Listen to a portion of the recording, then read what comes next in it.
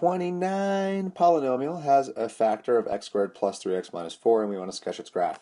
Options. You could divide that whole thing out by that quadratic using long division, which would suck because long division is a pain. So instead, what I would do is I would factor this, x and x, plus 4 minus 1, and now I can just divide using synthetic division twice. So before I do that, notice that this thing does not have a constant term. So what I'm going to first do is I'm going to factor that x out. Then what would be left? We'd be left with 3x cubed plus 3x squared minus 30x plus 24. Which means in my synthetic division problem, I already factored that x out, so I'm going to just keep that out. So let's just divide. We'll do our first division with the x plus 4, so I need a minus 4 there. We'll divide 3x cubed plus 3x squared minus 30x plus 24, our constant term. So some of you probably did that and thought you were doing the original polynomial and then got confused in your answer.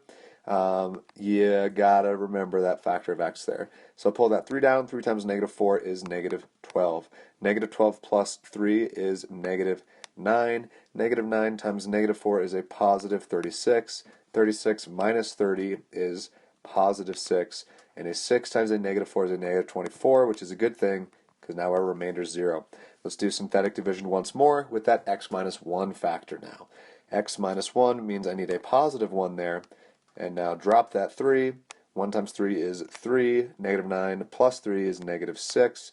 1 times negative 6 is negative 6. And that's a good thing because the remainder is 0. So we're left with a 3 minus 6, which means we're left with a 3x minus 6, which would factor as a 3 times x minus 2.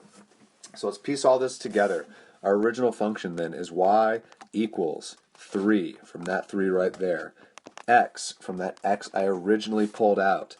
X minus 2 from that factor I just got. X plus 4 from the quadratic originally given to us, and x minus 1 also from that quadratic originally given to us.